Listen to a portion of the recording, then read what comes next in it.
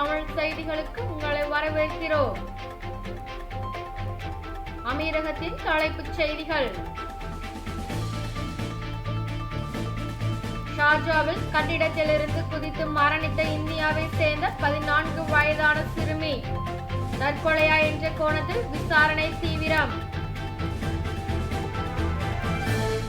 வந்தே பாரத் திட்டத்தின் 5ஆம் பகுதி அமீரகத்திலிருந்து இந்தியா செல்வதற்கான விமான டிக்கெட் முன்பதிவு இன்று துவக்கம். அபுதாபி திரும்புவோர் கவனத்திற்கு. அபுதாபி விமான நிலையம் வெளியிட்டுள்ள புதிய அறிவிப்பு. Corona update. ஜூலை 27 அமீரகத்தில் புதியதாக 264 பேர் கொரோனா வைரஸால் பாதிப்பு. 328 பேர் குணம்.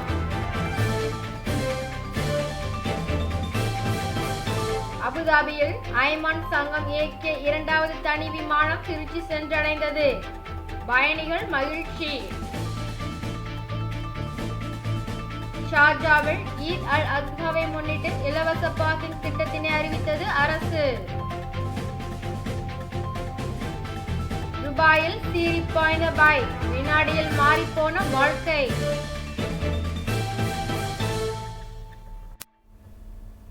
இப்பொழுது விரிவான செய்திகளை பார்க்கலாம். ஷார்ஜாவில் வசித்து வரும் கேரளாவை சேர்ந்த தம்பதி ஒருவரின் 2 பெண் குழந்தைகளில் ஒரு சிறுமி வயது 14 ஞாயிற்றுக்கிழமை அதிகாலையில் தங்களது அபார்ட்மெண்டிலிருந்து கீழே குதித்து மரணம் அடைந்திருப்பது ஷார்ஜாவால் மக்களிடையே அதிர்ச்சியை உருவாக்கி இருக்கிறது. விஷயம் அறிந்த சம்பவ இடத்திற்கு விரைந்த ஷார்ஜா காவல்துறை சென்று சிறுமியின் பெற்றோரை எழுப்பிய பிறகே அவர்களுக்கு நிகழ்ந்திருக்கும் விபரீதம் தெரிய வந்திருக்கிறது. ஷார்ஜாவின் அல் தாவுன் பகுதியில் நிகழ்ந்த சிறுமியின் மரணம் தற்கொலைதானா என்ற கோணத்தில் விசாரணை நடைபெற்று வருகிறது. சம்பவம் நிகழ்ந்த இடத்திற்கு உடனடியாக விரைந்து வந்த காவல்துறை மற்றும் துணை மருத்துவர்கள் குழு கீழே விழுந்ததினால் கடுமையாக பாதிக்கப்பட்டிருந்த சிறுமியை அதிகாலை 2:35 மணி அளவில் மருத்துவமனைக்கு அழைத்து சென்றிருக்கின்றனர். துரதிருஷ்டவசமாக மருத்துவமனைக்கு செல்லும் வழியிலேயே சிறுமி மரணம் அடைந்திருக்கிறார். சிறுமியின் மரணம் குறித்து ஷார்ஜா காவல்துறை விசாரணை மேற்கொண்டு வருகிறது. அதே வேளையில் பொது வழக்குத்துறையினர் சிறுமியின் உடலை தடயவியல் ஆய்வகத்தில் பரிசோதனை செய்ய உத்தரவிட்டிருக்கின்றனர். ஷார்ஜாவில் இருக்கும் தேவாலயம் ஒன்று உறுப்பினராக இருக்கும் இந்த தம்பதி இழப்பிற்காகவும் அதிலிருந்து அவர்கள் மீண்டு வரவும் பிரார்த்திக்குமாறு தேவாலய உறுப்பினர்களை பாதிரியா வலியுறுத்தியிருக்கிறார். அஜ்மான் பள்ளியில் 10ஆம் வகுப்பு படிக்கும் அந்த சிறுமி வழக்கம் போல் உறங்க சென்றிருக்கிறாள். அவளது நடவடிக்கையில் எவ்வித சந்தேகம் அவளது பெற்றோருக்கு இருந்திருக்கவில்லை. காவல்துறையினர் வந்து எழுப்பி விஷயத்தை சொன்ன பிறகு அவர்களுக்கு இந்த சோக சம்பவம் பற்றி தெரிந்திருக்கிறது. அவர்கள் 3வது தளத்தில் வசிக்கிறார்கள். மேலிருந்து நடைபாதையிலேயே விழுந்ததினால் படுகாயமடைந்து இறந்து போயிருக்கிறாள் சிறுமி என பாதிரியா கூறினார். இறந்து போன சிறுமியின் பெற்றோரை விசாரிக்க அழைத்து வந்ததாக புகைரா காவல்துறையினர் தெரிவித்தனர். இந்த மரணம் குறித்து பல்வேறு கோணங்களில் விசாரணையானது நடத்தப்பட்டு வருகிறது. ஆகஸ்ட் 1ஆம் தேதியிலிருந்து வந்தே பாரத் திட்டத்தின் 5ஆம் பகுதி துவங்குவதாக இந்தியாவின் விமான போக்குவரத்து துறை அமைச்சர் ஹர்தீப் சிங் பூரி சமீபத்தில் அறிவித்திருந்தார். இதனை அடுத்து அமீரகத்திலிருந்து இந்தியா செல்லும் விமானங்களின் பட்டியலை இந்திய வெளியுறவுத்துறை அமைச்சகம் வெளியிட்டது. இந்நிலையில் அமீரகத்திலிருந்து இந்தியா செல்வதற்கான ஏர் இந்தியா எக்ஸ்பிரஸ் விமான டிக்கெட்டுகளை இன்று 27/7/2020 மாலை 4 மணியிலிருந்து முன்பதிவு செய்யலாம் என துபாயில் உள்ள இந்திய துணை தூதரகம் இன்று தெரிவித்திருக்கிறது. இந்திய தூதரகம் மற்றும் துணை தூதரகத்தில் பயணம் குறித்து பதிவு செய்திருப்போர் ஏர் இந்தியா எக்ஸ்பிரஸ் விமான நிறுவனத்தின் இணையதளத்திலோ அமீரகத்தில் உள்ள டிராவல் ஏஜென்ட்கள் மூலமாகவோ தங்களுக்கான டிக்கெட்டை சிறப்பு விமானங்களுக்கான வழக்கமான கட்டணத்தில் முன்பதிவு செய்யலாம் என துணை தூதரகம் ட்விட்டரில் தெரிவித்துள்ளது. அமீரகத்திலிருந்து இந்தியாவிற்கு இயக்கப்பட இருக்கும் விமானங்களின் பயண விபரத்தை காண தங்களது இணையதளத்தினை பார்வையிடுமாறு ஏர் இந்தியா எக்ஸ்பிரஸ் நிறுவனம் தெரிவித்திருக்கிறது. பாஸ்போர்ட் மற்றும் தொடர்பு முகவரி பற்றிய தகவல்கள் டிக்கெட் முன்பதிவிற்கு அவசியம் என தெரிவிக்கப்பட்டுள்ளது. அபுதாபி திரும்பும் மக்கள் கொரோனா நெகட்டிவ் சான்றிதழை சமர்ப்பிப்பது அவசியம் எனவும் சான்றிதழானது அங்கீகரிக்கப்பட்ட மையங்களில் பயண தேதிக்கு முன்னதான 96 மணி நேரத்திற்குள் எடுக்கப்பட்டதாக இருத்தல் வேண்டும் எனவும் அபுதாபி விமான நிலையம் தெரிவித்திருக்கிறது.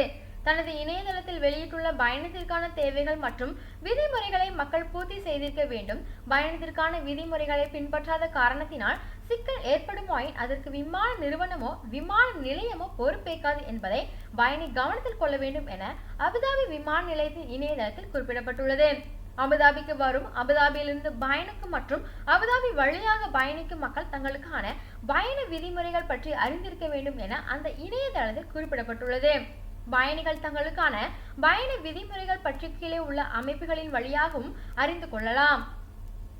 உங்களுடைய விமான நிறுவனம், அமீரக அவசரநிலை நெருக்கடி மற்றும் பேரிடர் மேலாண்மை ஆணையம் NCEMA, அமீரக வெளியுறவுத்துறை மற்றும் சர்வதேச ஒத்துழைப்பு அமைச்சகம் MOFAIC, அமீரக சுகாதார அமைச்சகம் MOHAP, நீங்கள் தற்போது இருக்கும் அல்லது பயணிக்க இருக்கும் நாட்டில் உள்ள இது குறித்த சுகாதார மற்றும் குடியேற்றத் துறைகள்.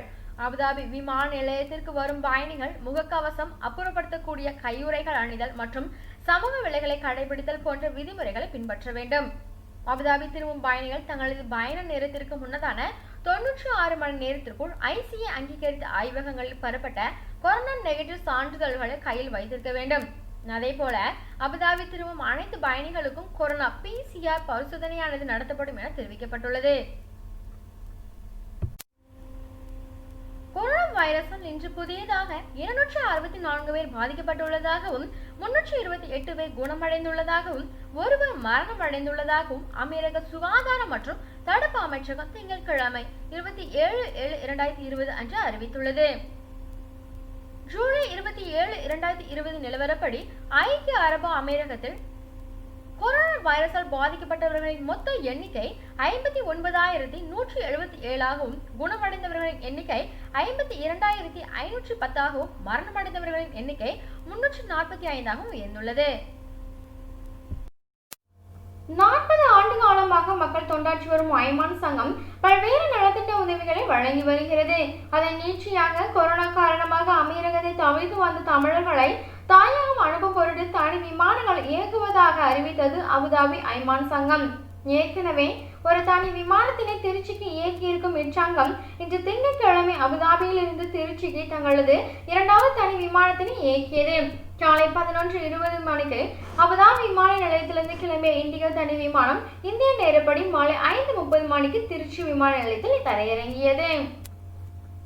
ஈத் அதுகா விடுமுறை நாட்களில் ஷார்ஜாவில் உள்ள பொது பார்க்கிங் இடங்களில் மக்கள் தங்களது வாகனங்களை இலவசமாக பார்க்கிங் செய்து கொள்ளலாம் என அறிவிக்கப்பட்டுள்ளது. ஈத் அதுகா விடுமுறை நாட்களான ஜூலை 30 முதல் ஆகஸ்ட் 2ஆம் தேதி வரையிலான 4 நாட்களுக்கு இந்த இலவச பார்க்கிங் திட்டம் நடைமுறையில் இருக்கும் என எமிரேட் அல்யம் செய்தி நிறுவனம் தெரிவித்திருக்கிறது. அதே வேளையில் பொது விடுமுறை நாட்கள் உட்பட வாரத்தின் அனைத்து நாட்களிலும் கட்டணம் வசூலிக்கக்கூடிய பார்க்கிங் இடங்களுக்கு இந்த இலவச பார்க்கிங் திட்டம் பொருந்தாது.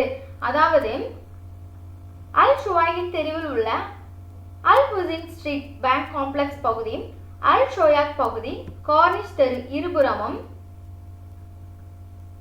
ஹைஸ் இப்னு அபிசார் தெரு, மத்திய சூக் பார்க்கிங் பகுதிகள், கார்னிஷ் தெரு, காலித் ஸ்கூல் பக்கம், யூனிவர்சிட்டி சாலை மேற்கண்ட இடங்களில் வாகனங்களை பார்க்கிங் செய்தால் அதற்கான கட்டணம் வசூலிக்கப்படும். பார்க்கிங் விதிமுறைகளை மீறுபவர்களுக்கு நகராட்சி அபராதம் விதிக்கும் எனவும் தெரிவிக்கப்பட்டுள்ளது. துபாயில் அல் பாஷா பகுதியில் உள்ள அல் தோவிமா தெருவில் அதிவேகமாக பைக்கில் சென்ற இளைஞர் வேகத்தினை கட்டுப்படுத்த முடியாமல் நடைபாதையின் ஓரத்தில் இருந்த தெரு விளக்கு கம்பத்தில் மோதியதில் உயிரிழந்திருக்கிறார். ஞாயிற்றுக்கிழமை அதிகாலை 3 மணிக்கு இந்த விபத்து ஏற்பட்டதாக காவல்துறை அதிகாரிகள் தெரிவித்திருக்கின்றனர். இளைஞர் உடனடியாக மருத்துவமனைக்கு அழைத்து செல்லப்பட்டார். ஆனாலும் விபத்தினால் பலத்த காயமுற்றதால் அவர் மரணமடைந்தார் என காவல்துறை அதிகாரி தெரிவித்தார். இந்த சம்பவம் நடந்த அடுத்த 15வது நிமிடத்தில் அபுதாபிக்கு செல்லும் எமிரேட் சாலையில் கனரக வாகனத்தின் மீது பைக்கில் சென்ற இளைஞர் மோதி படுகாயம் அடைந்திருக்கிறார். அதிகாலை 3:15க்கு இந்த விபத்து நிகழ்ந்த உடனேயே சம்பவ இடத்திற்கு அல் ரஷீதியா காவல்துறையினர் மற்றும் ஆம்புலன்ஸ் பணியாளர்கள் விரைந்தனர். அதன் காரணமாக இந்த இளைஞர் மருத்துவமனைக்கு அழைத்து செல்லப்பட்டிருக்கிறார்.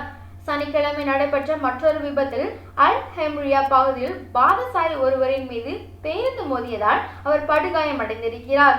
சர்வீஸ் ரோட்டில் நுழைந்த பேருந்து பாதசாரியின் மீது ஏறி இருக்கிறது. சாலை விதிகளை முறையாக பின்பற்றி விபத்துகளை குறைத்திடுமாறு மக்களை வற்புறுத்தியுள்ளது துபாய் காவல்துறை. இத்துடன் இச்செய்தி முடிவடைகின்றது. இது போன்ற பயனுள்ள தகவல்களை அறிந்ததை இணைந்து தமிழரின் தமிழ் செய்திகளுடன்.